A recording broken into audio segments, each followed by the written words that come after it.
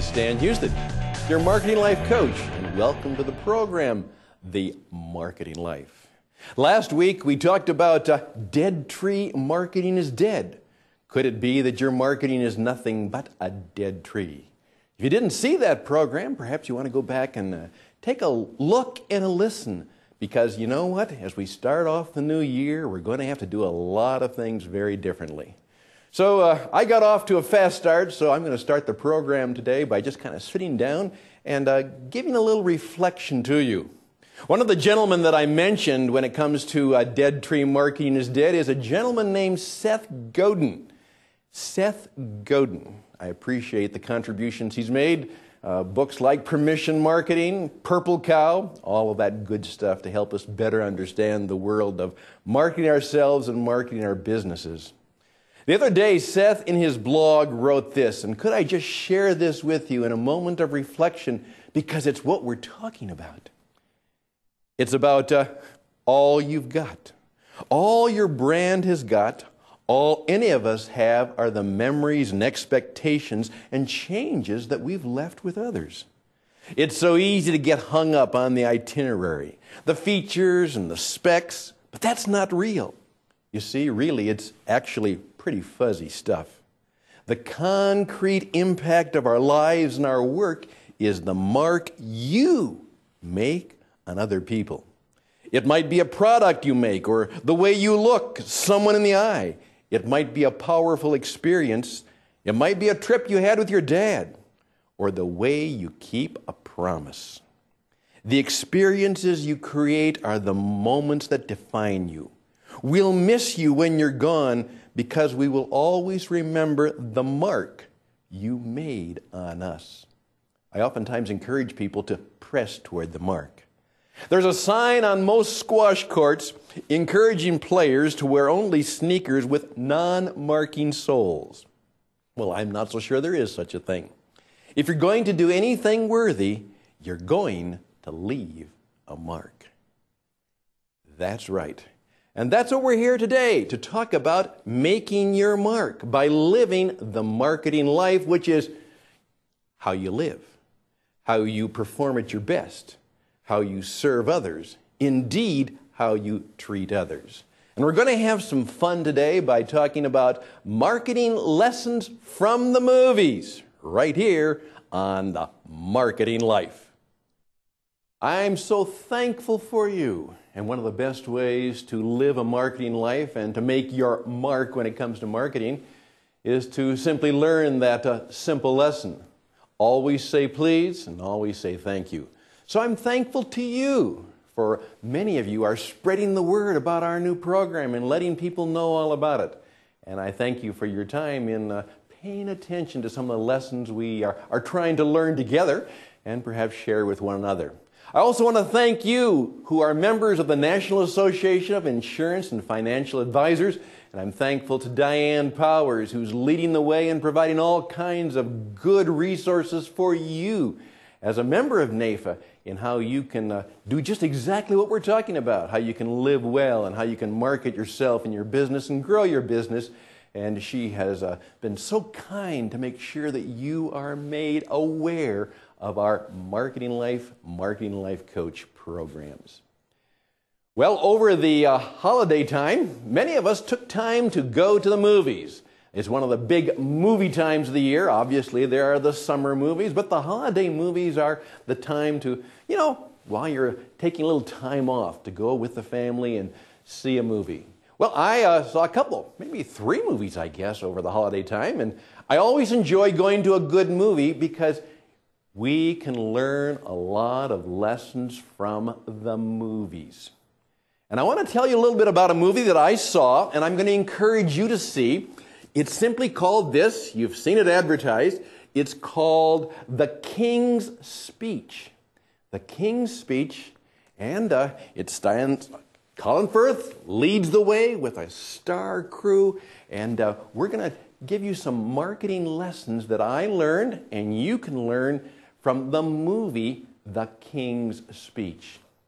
Now, before we do that, though, I want to help you better understand how we can make our communication more powerful, fresh, and refreshing. Now, one of the reasons I want to talk about the movies is because lots of people talk about the movies.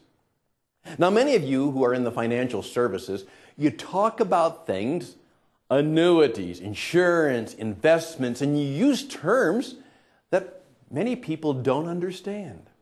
Now, what is true of communication and good marketing is that people always understand something better if they can connect it to something they already are talking about or something they already have some knowledge and information about. We call that parallel communication, and perhaps you've heard of the word a parable, where it's a story that parallels or illustrates a life or marketing or business principle. Well, parallel communication means that you're talking about something that people already understand, and then you're bringing new things into it. Now, what I always try to do, particularly as a broadcaster and as a communicator, is make sure that I'm talking as much as I can about things that people are already talking about. So if a lot of people are going to a special movie, I can talk about that. That's why sports and current events and what I call point-of-the-moment marketing is so vital. It's important for you to know that if you can market yourself and give a marketing and sales presentation talking about things that people are already talking about, and then to use the radio or musical term, you can segue that. You can slide that into the conversation or the subject that you want to talk about to help make your point, the better you are. You see, most marketing communication, just as Seth Godin said, talks about things that most people don't understand. We talk about specs and we talk about specifications and all kinds of features and benefits that have no relationship to the lives that people are living as they understand them, or about the communication that people are already experiencing. So I want to walk into people's lives and talk about the things they're talking about. One of my clients said to me, he said, "Stan, you taught me the secret of making the $1 million round table." And you know what it was? He said, "Stan, you taught me to be in front of people and talk about what they wanted to talk about rather than talk about what I wanted to talk about. And when I followed your advice, Stan, that's when my business began to grow. I talked about them and what they wanted to talk about, and then as a good broadcaster, as a good communicator, I would start that story scene into some of the things that were important to them and some of the illustrations and ideas that I wanted to put forward. The better you have what we call high context communication. You're speaking about the things that are already in a person's world and in their life and in the context of their daily affairs, the better you will be. So if we talk about movies, we talk about sports. By the way, we're going to talk about the Super Bowl commercial and how you can do one at Super Bowl time. We talk about the songs people are singing, the TV shows they're watching. I have a presentation called It's an American Idol World, and you're on, and we'll talk about that right here on this show. And if we can talk about sports and movies and music and stories and current events, things that are already on the public agenda, the better we will be. So I'm always talking about songs. I try to illustrate most of my points with a story, a song, or perhaps a movie. Now, let's go back to what I learned from the King's Speech. And I do encourage you to see it. First of all, it's what we all need. It's an inspiring story about people overcoming adversity. People love stories like that. And you should tell stories like that. Go back sometime and watch Apollo 13 and see how you will be deeply moved when the rescue takes place. You see, a good movie is a story, and usually an inspiring story. Now, for those of you who haven't seen the film yet, let me just give you a brief idea of what it's about.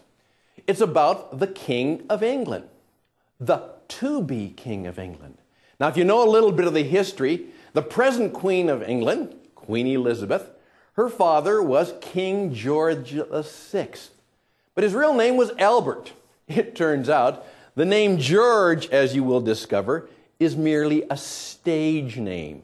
It's a marketing name. It wasn't really his name at all. In fact, the word Albert led to Bertie.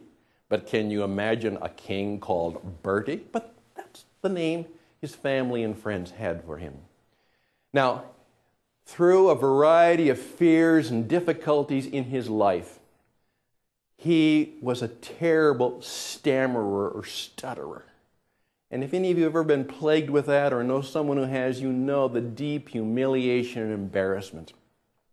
At one part in the film, he gives a speech or tries to give a speech to a large audience in a major stadium in London, and he stammers up and freezes. Can you imagine the humiliation? Many of us feel that same way, you know. We're afraid to speak in public. Many people come to me and say, Stan, I'm scared to death to speak in public and to be in front of people. Can you help me perform and give a good speech? Because it can be overwhelming to them. Well, it turns out that Albert wasn't terribly concerned because he knew that he would not be king. You see, the man who would be king would be his older brother, you know, the Duke of Windsor. His name was David. And he was polished, and he was cool, and he was really a good-looking dude. And people loved him. And, yeah, he was cool. And Bertie wasn't that cool. Good man, loved his wife and children. Well, it turns out that his brother loved lots of women, and those of you who know the story, eventually he decides to marry an American divorcee, Mrs. Wallace Simpson, which the Church of England and the people of England cannot abide by. First of all, she's an American, then she's a divorcee, and the Church of England is against the practice of divorce, and the king is the head of the Church of England. And so he quits being the king. He resigns. He just walked away from it in a classic story. And then all of a sudden, Albert finds himself king. And in a very fascinating story, his father, who was kind of domineering and hard on him, tells a story because the king, his father, King George V, is going to give one of the first radio talks to the people around the British Empire on the BBC on the Christmas address from the king. And many of you know that one of my favorite little props here is an old radio microphone to remind myself of the power of the microphone. And in the movie, The King's Speech, King George V talks to his son and says simply, you have to learn how to use this. Everything is changed. We now all have to be performers. We have to be speakers. We have to be presenters. And with a smile he says, you know, we even have to be actors. The time when we can just be good people and do our job and know that that will be enough is over. This microphone has changed everything. Radio, media, TV. That's why I said last week, dead tree marketing is dead. So here is a fundamental lesson. In effect, as I point out, my good friend Joe Pine, who wrote the book, The Experience Economy, and it's talking about making our mark with experiences, simply says this: work is theater and every business a stage. Now here's what I want you to understand. It's a great marketing life lesson, is that we're going to have to learn, just as Bertie, King George VI had to learn, that in spite of his deep fear of public speaking, he himself, you know what he did? Thanks to his dear wife, and it was very difficult as you watch this, he hired a coach. He got a speech therapist to help him. And one of the great ironic things about the story, the man who is helping him is an actor who doesn't have a degree in speech therapy, but he knows something about how to overcome your fears and how to use the deep energy within. And throughout his kingly career, King George VI, and he gave an incredible speech just as the Second World War was breaking out, and the highlight of the story, deeply moving, is scared to death. The king has to speak to the people of England and rouse them and help them become the warriors they need to be. And there was Winston Churchill, who already was a great speaker but had worked very hard to overcome his own stammering and stuttering. And then with the help of a coach, the King of England delivers a speech that inspires and encourages the nation. Thanks to good coaching, thanks to overcoming his fear and understanding that in the world today, you have to be the kind of person who learns how to express themselves. Just as we're doing here at the Bits on the Wire studio, we have to learn how to use the microphone, how to use the lights and camera. And I have to depend on my colleagues, Josh and Charles, to help me with lighting and doing all of the work that goes into powerful communication. Dead tree marketing is dead. We have to be performers. We have to be communicators. We have to learn how to use the powerful media around us. We have to speak in terms that people understand. We have to tell stories, sing songs, make people smile. In effect, just as the king said to his son, you know what? If we're going to be in leadership today, we all have to be performers. In a sense, we have to be kind of actors. That's why one of the themes of the marketing life is not only the life you lead and how you treat others, but what we call personal performance marketing. Oftentimes I challenge my friends to say, we all need a master's degree, but you don't necessarily get it in a college.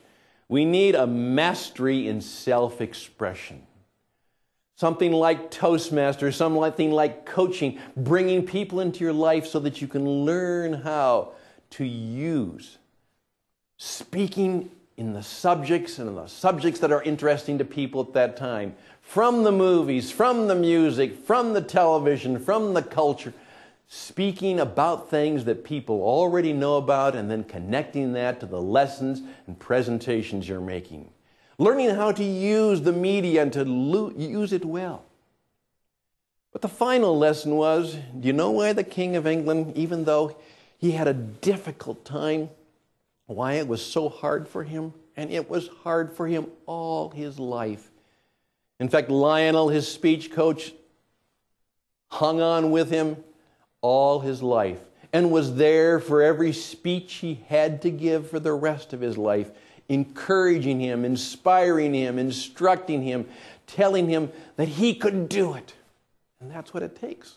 And many of us need those kind of people in our lives. And many of us need to be those kind of people to our clients and customers. Let me tell you, one of the best things you can do when it comes to marketing yourself to other people today is to just simply be a source of encouragement to them. There is so much skepticism, so much cynicism, so much discouraging words out there. Be a source of encouragement to other people. And do so in a way that's real. Because that's particularly what people in England began to experience from their king. They knew he was a man who really cared. He not only was in the studio, but he walked the streets. And through those terrible years of the war, certainly it said that Winston Churchill roused the people with his speaking, but the king encouraged them with his radio talks, being virtual, so to speak, but then being real and vital by walking among them, understanding them, listening to them, working with them, being a part of them. I oftentimes say it's virtual, that's this, the TV stuff, the radio stuff, and then it's incarnational. It's being right there in front of people, incarnating yourself, being among them, walking with them, talking with them. Be real. One of my favorite stories of years gone by, which we used to read to our children, was called The Velveteen Rabbit. And many of you are familiar with that story. Perhaps right now, even as I talk about that book, there is a smile coming to your face as you remember it, either reading it to your own children or having it read to you. And the key thing about the Velveteen Rabbit lost his shine, lost his luster, but more importantly, he became real. And if you want to be a great marketer, have a sense of integrity, authenticity, be real. Now that doesn't mean you get by with just being real. As the king had to learn, he also had to learn how to speak in public. He had to learn how to use the radio and the TV. He had to speak well. He had to perform. He had, yes, to be a bit of an actor.